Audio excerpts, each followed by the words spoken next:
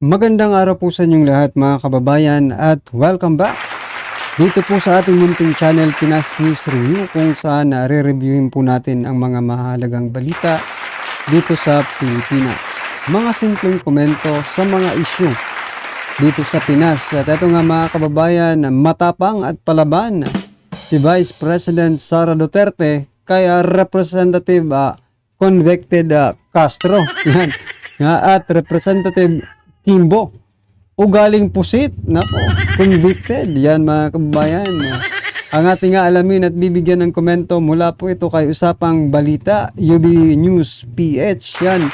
Nasa description po ang full video link ng video ito. Subscribe na po kayo. O yan at kung bago ka pa lang at di pa po nakapag-subscribe sa ating munting channel, please don't forget to subscribe at click na rin po ang bell notification para updated ka po sa lahat ng ina-uploads nating reaction video. Pero bago po natin simulang pakinggan, panoorin at bigyan ng komento ang video ito. Eto mga kababayan, may isi-share lang po ako ha.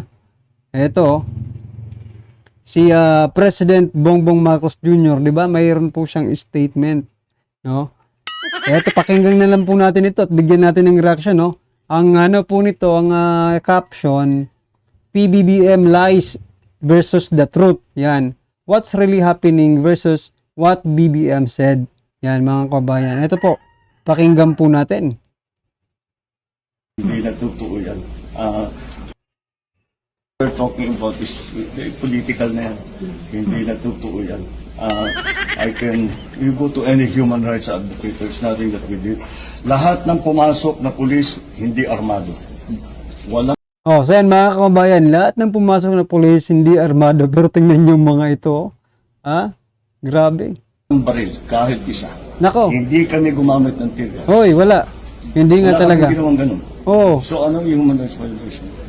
We're talking about this political na yan. Hindi na totoo yan. You go to any human rights advocate, there's nothing that we did. Lahat ng pumasok na pulis, hindi armado. Walang baril, kahit isa. So yan mga kababayan, which is which, nasaan ba ang totoo? Okay lang yan mga kababayan, di ba? Yung style ni President Bongbong Marcos Jr., okay sana yan nung panahon pa ng kupong-kupong, di ba? Pero ngayon hindi mo na magaganito pa eh. Hindi mo na ma-manipulate yung information. Kasi lahat may mga cellphone na, nagla-live yung iba. Paano mo masasabing ikaw lang ang nagsasabi ng totoo, diba? Anong walang human rights violation? Hindi kinampihan sana kayo ng korte. Well, anyway, mga kabayan, kayo na lang po ang humusga kung anong ano nyo dyan, Pero eto, sa kabila po ng nangyayari sa ating bansa, eto po, Okta Research, approval rating sa 68, 60 po si BP Sara, okay? Trust ratings, 71%, 65 naman po si BP Sara. Aba, yan po ang matindi. Mas lalong inaapi ang mga Pinoy, mas lalong nagtitiwala sa presidente. Yan, di ba? Palakpakan po natin. At ito po ang matindi mga kababayan, hindi lang po ang presidente, maging po si Tambaluslos. Yan, nagpasalamat dahil po, nagpaabot ng pasasalamat si House Speaker Martin Romualdez sa sambayan ng Pilipino para sa mataas na trust at performance ratings niya sa bagong resulta ng Okta Research Survey. Nako. Well, anyway, ang totoong survey po ay nasa kung tumakbo man kayo sa 2028 ay nasa 2028 po ang totoong survey. Diyan po natin makikita yan ng mga survey na yan. Huwag po tayong maniwala. Kayo lang, kung maniwala kayo, hindi kami naniniwala dyan sa mga survey ganyan Kasi parang doesn't connect the reality. Diba? Parang hindi nagtutugma mga kababayan sa nararamdaman ng taong bayan. Yan. Okay, eto na mga karibin natin. Sama-sama at sabay-sabay po natin pakinggan. Panoorin at bigyan ng komento ang video ito. Yari kayon si Castro kay BP Sara, maging yung iba. Isa lang po si BP Sara dito, hindi po siya nagdala ng kanyang mga opisyal ng Office of the Vice President. Mag-isa lang po siya kasi sabi niya, nakakuha ko ng informant no? I mean, information na scripted yan. Kaya ako lang ang pumunta dito. Ganun katapang ang ating Vice Presidente. Ako lang ang pumunta dito para ako lang ang contempt ninyo. Para kasing, yun ang gusto nilang mangyari. Eto mga kababayan, pakinggan po natin. Madam Chair, I do not understand bakit a person convicted of child abuse is still sitting in a seat. What rules are we using for this budget hearing? Mas importante ang rules para sa amin. Kayo po, ang kailangan nyo lang marinig is yung acknowledgement for you to begin to speak. Narinig mo yung sinabi niya, ma'am? Narinig mo yung please proceed. makikinig ka sa kanya kanina? Absolutely. Walang rules dito. This is a hearing of the budget of 2025. Nasaan dito ang confidential funds? Huwag naman mag-ugaling pusit ang Office of the Vice President. Pasensya na po, hindi po kasama sa poder ninyo ang pagpa-fire ng presiding officer ng hearing na to. Somebody is convicted of child abuse sitting in the chair. To sit and then I cannot fire the presiding chair. Napaka one-sided nito. So, isa lang pong ibig sabihin yan mga kababayan. No? Wala po tayong makukuhang matino dito sa mga presiding officer na ito.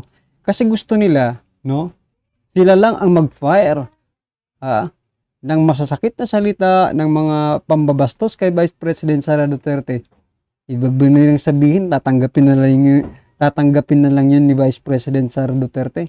Hindi po ganyan ang ugali ng mga Duterte. Pag binato mo sila, malamang doble po ang balik niyan. Po. Dahil ba madami kayo dyan sa kabila at nag-iisa ako dito? Madam Chair, I have also here a report about the notice of disallowance. According to the notice of disallowance, the COA disallowed 73,287,000 out of 125 million confidential funds used by the OVP in 2022. So this is 58.63% of the 125 million. So can you confirm, the Vice President? Madam Vice President. Madam Chair, since you allowed her a snide comment, you will allow me a snide comment as well. So my question Diba? is, can you Yes. confirm? Yes. Yeah, okay. Diba? Okay. Yes, Madam Chair. So, May I, before you proceed, may I remind both our guests and our resource You should have reminded persons her to when she said the refrain line, diba? I called your from- attention, Madam Chair. You did not recognize me. So, ngayon, sasabihin ko na, if you allowed her that, you allowed me a snide comment as well. I don't recall hearing a snide comment, Madam Vice President. Anong ibig sabihin ni Castro? Di ba? Doon sa pa-comment niya. They're talking about 2025 budget mga kababayan. Yet, Castro is digging, no? Yung confidential fund ni BP Sara noong 2023. 2023 ba yun? 2023. So, paanong hindi ka talaga mag-iinit dyan, di ba? Mismo ang COA, hindi kayo pinayagan na ilabas yung report Tapos ngayon, dyan nyo kukunin kay BP Sara. Mga walang sige lang. Ang snide comment, that's a matter of judgment. So please proceed with Secretariat, Madam proceed, Chair, I ma'am, would like the with your- Secretariat to repeat the first 3 lines of the well, comments. point of order, Madam Chair. Point of order, Madam Chair, kasi parang, So let's please proceed with the answer. point of order, Madam Madam Chair, kasi parang siya yung nagpe-preside Yes, that's why Kasi inutusan Madam mo Vice yung President. secretariat natin sa Committee on Appropriation. Yes. Alam mo, di ba? Please, So, yes. okay, thank you, Madam Madam Vice Chair. President, please proceed with the response. There's a question. Please proceed with the response. Madam Chair, I do not understand bakit a person convicted of child abuse is still sitting in a seat Point of of the order, House of Madam Chair. Ito yung sinasabi Representatives. natin na dinadivert ang usapan sa ating budget hearing. Kung nagawa po niya yan sa Senado, Madam Chair, dapat hindi natin yan pahintulutan dito sa Kamara. So yan mga kabayan, dinadivert daw yung budget hearing. But sino po ba talaga ang nagda-divert, no? They are talking about 2025 budget, mga kabayan. Pero dinadivert po nila sa confidential fund ni VP Sara. O, di ba? Sino po ang nagda-divert? Ngayon, binabato lang kayo, no? Doble po ang balik sa inyo kapag nagsasalita si Vice President Sara Duterte. You allowed her as my comment and then you will not allow me Please wait as to be my recognized. comment? Excuse me, our members and our guests. I warn you. Please wait Don't go to this rabbit hole. Please wait to be acknowledged before you speak. Okay, so at this point, Honorable Manuel. Yes, Madam Chair, again, it's another point of order kasi kapag may mga deliberation tayo, we should stick to the topic. Hindi pwede, Madam Chair, na dinadivert natin yung usapan para hindi natin sagutin yung tanong ng mga mambabatas natin. This is Na actually kayo, the best yari kayo kay opportunity Vice for President proceedings. ngayon. Nakikita po ng publiko para malaman anong sagot ng Vice Presidente. So hindi po natin napapayagan ang ganong mga argumento na hindi naman Gusto nyo, tumutumbok kayo sa lang, topic ano, kayo natin. ilo. So, Okay, Madam Madam Vice Chair, President, there's I a will make this question. easy for you. Please make Sige, ma'am. your responses direct to the point. Sige, ma'am. I will make this easy for you. What rules are we using for this budget hearing? We have our rules Yes, ma'am. adopted by the Committee on Appropriations. Right, okay. We searched for that rule. So we only found the general rules. So we have a copy of the rules for the budget hearings. Well, as far as I'm concerned, mas importante ang rules para sa amin. Kayo po, ang kailangan nyo lang marinig is yung acknowledgement for you to begin to speak. Yun lang po ang pinaka-importante para sa guests. Sa totoo lang po. Yes, ma'am. So, ang pinaka-importante, yes, you may proceed. At saka po yung adjournment. Yun lang po. Yung termination po. Yun ang pinaka-importante lang po. For the rules, yun ang ay importante para sa members. But we may provide the copy to you. Yes, So ma'am. please proceed and answer the May we question. request a copy? Yes, yes, absolutely. But Yes. please, there is a question. And do you want us to repeat the question? And we will not penalize you all the time. I don't You can repeat the facts from the notice of disallowance. I don't need a repeat the of Honorable the Franz. question. Yes, Honorable Franz Castro, you may repeat your question on the notice of disallowance, I believe. Yeah, tama, Madam Chair. So according to COA, the notice of disallowance is amounted to 73,287,000 out of 125. At ito po, Madam Chair, yung mga breakdown ng mga disallowed na mga na mga purchases. So reward payment of 10 million, payment of rewards, various goods, 34.857 million, payment of rewards, medicines, 24.93 million, tables, chairs, desks, computer and printers, 3.5 million. So, ang question, Madam Chair, so yung letter A, B, and C, so nakita naman natin nandoon yung sa joint circular. How about yung ito, no?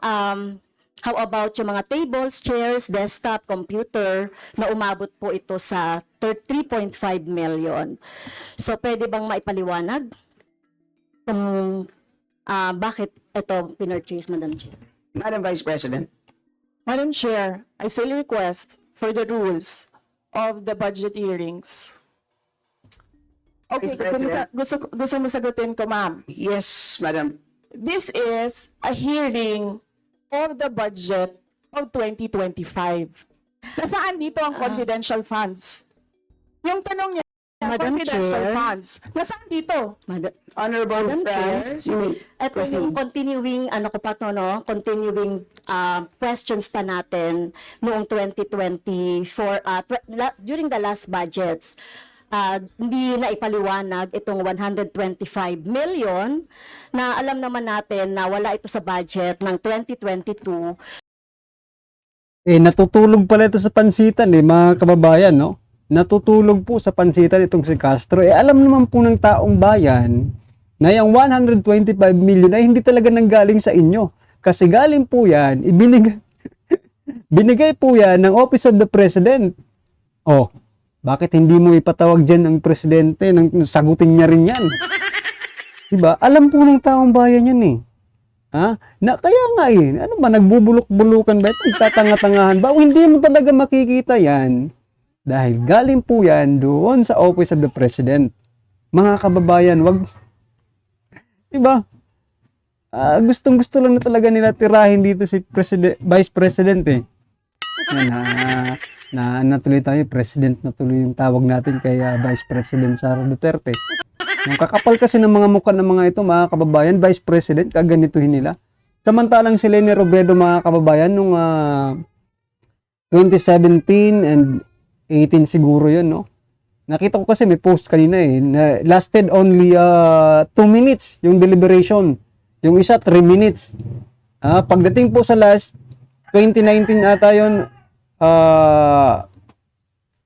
binigyan pa siya ng assurance na ibabalik, no? Yung mga na tanggal na mga budget.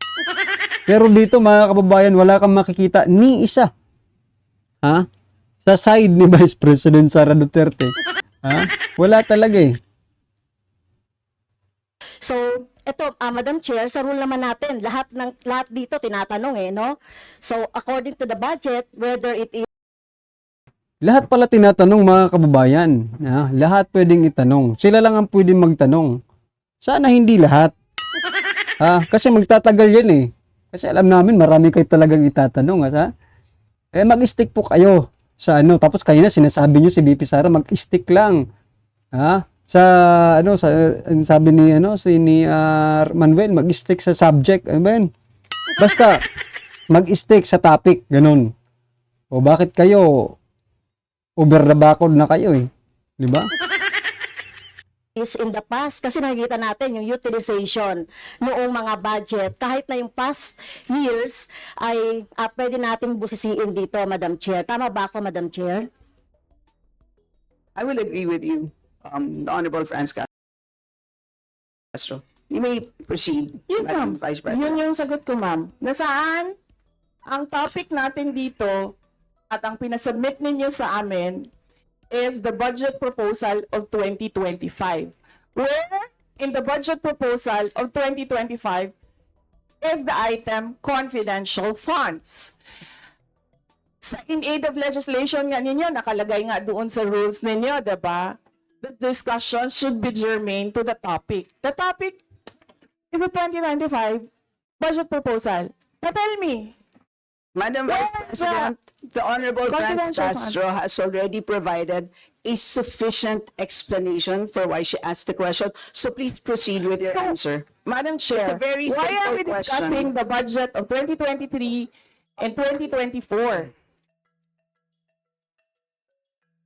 Honorable Franz Castro. So, kung ayaw niya sagutin, Madam Chair, so let me go through na lang with my question. Kasi related naman ito. Remember, Madam Chair, pinestyon natin ito noong last year at yung 125 million na ito ay hindi ito maipaliwanag, no? Dahil nga confidential Yan na naman, dito makakamove na, mga kababayan. Alam nyo ba, mga karibin natin, kung bakit talaga, opinion ko lang to, kung bakit ayaw ni BP Sara na sagutin ang mga hinayutak na to.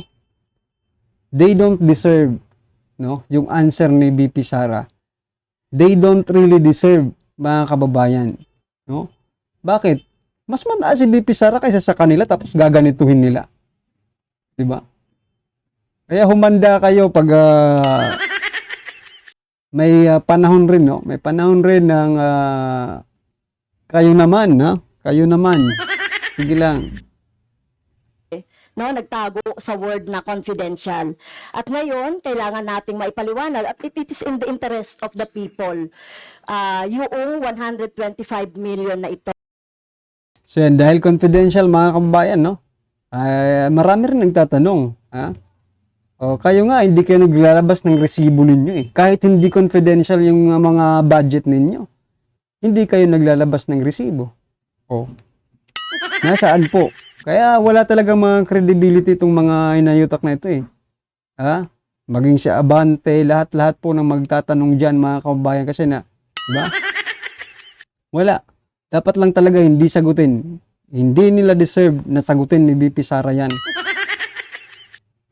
Madam Chair, kaya kailangan ito na mabusisi at kailangan ito maipaliwanag ng OVP. Kaya hindi tayo pwedeng questionin ng mga rules, questionin ng mga topic, etc. Dahil related din naman talaga ito sa budget, Madam Chair. Madam Chair, Yes, you may proceed. I request that the chairperson of the Finance Committee preside over this hearing. Madam Vice President, with due respect, you are not allowed to do that, Madam Vice President. You are not allowed to introduce any motion. Nanginginig na sila. You are a research person this Not- hearing, Madam President, I did Vice not move, President. ma'am. I requested same as vein. your resource person, I requested So that the your request is chairperson of the denied, committee. Madam Vice President. Just please answer the question. The issue on confidential funds falls squarely within our discussion of your 2025 budget. Narinig mo yung sinabi niya, ma'am? Narinig So mo yung please proceed. nakikinig ka sa kanya kanina? Absolutely. Walang rules dito. Please proceed and answer the question. It's a very simple question. Di ba? Please explain the specific spending on those items that she enumerated, amounting to a total of, honorable friends, do you want to Amounting repeat to a that? total of 73.287 million. Eto nga naiisip ko mga kababayan, no? Eto lang kasi pumasok sa isip ko yung mga reward nila, 'di ba? Yung pasensya na, putulin ko na saglit. Reward nila patungkol kay Kibuloy na 10,000, 'di ba? Nag-donate yung mga private citizens, no? Kung mangyari kaya ngayon, for example, yung taong bayan magambag-ambag ng 5 piso, 10 piso or piso mula sa puso, mga kababayan, at ibalik itong sinasabi nilang 125 million para manahimik lang ang mga ito, di ba? Para ma-continue na yung pagtatrabaho ng Vice President. Total, hindi rin naman nila naiintindihan na talagang hindi nila makikita yan dyan. Di ba? Galing po sa Office of the President yun eh. So, dahil may notice of disallowance, so ibig sabihin, Madam Chair, illegal ito at not in accordance with the joint circular by the COA, DBM, and other related agencies. So kung ito ay dinisallow, so ibig sabihin illegal yung paggamit nito. Madam Chair, nitong mga items Illegal agad? Hindi ba pwedeng hindi na kailangan ngayon? Di ba? Illegal agad ang paggamit, di ba? Sometimes, di ba, pag nag-procure mga kababayan, kung may available pa, hindi na po yan,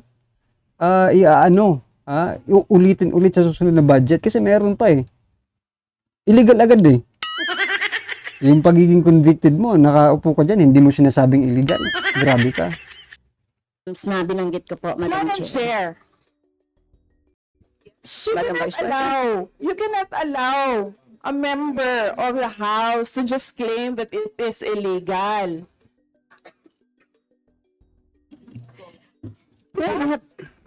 That is a Madam notice Chair. of disallowance. That is a procedure inside the Commission on Audit. Hindi sa upuan niya. Honorable friends, Okay, thank you, Madam Chair. So, thank you for the explanation, Vice President. Okay, next. According to accomplishment report of OVP, it spent 10 million for payment of reward.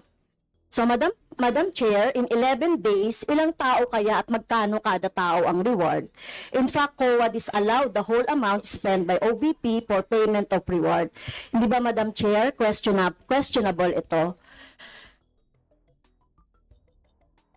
Madam Chair, the invitation letter that we received from the House of Representatives. Dear Vice President Duterte, the House Committee on Appropriations will hold briefings, hearings on the budget proposals of various departments, agencies, and corporations relative to the fiscal year 2025 National Expenditure Program as the basis of the fiscal year 2025 General Appropriations Bill. Nasaan? Sa presentation ko kanina, ang haba. Ang confidential funds. Honorable Franz Castro. Okay, thank you, Madam Chair. So yun po, no, yung sinasabi natin kanina. So yan mga kabayan, putulin na po natin dito kasi parang paulit-ulit na lang ito si Castro. Talagang pinipilit na makapasok ang confidential fund. Pero palagi po siya nasusupalpal, no? I hope mapanood niyo po mga kabayan ang kabuuan ng deliberasyong ito. Nako, mag-enjoy po kayo. Lalo na doon sa part na tinatanong na nagtatanong naman itong mga inayutak na ito. At paulit-ulit lang yung sinasagot ni Vice President Sara Duterte, no? Ang point ko lang, ang opinion ko lang diyan mga kababayan, kung bakit paulit-ulit na yun lang ang sinasagot ni Vice President Sara Duterte is they don't deserve to be answered correctly. Diba? Niyuta kayo. Pinahihirapan yung budget. Ano ngayon? Sige, tanggalan nyo ng budget para first time in the history of the Philippines na walang budget ang Office of the Vice President. Diba? Ipa-contempt nyo pa. Hindi naman takot si VP Sara eh. Kaya nga nag-iisa lang siya dyan eh. Diba? Kaya nga hindi niya pinasama na yung ibang official ng OVP. Diba? Para kung makontempt man, siya lang. No? Siya lang yung papasok doon sa detention. Ganun po katapang ang ating Vice President at palapahan po natin. Yan mga kabayan, ano man po yung reaction, komento or kritisismo sa video ito, comment lang po sa baba para at least alam po ng ating mga kabayan ang inyong pong reaksyon patungkol dito. Right? Maraming salamat po.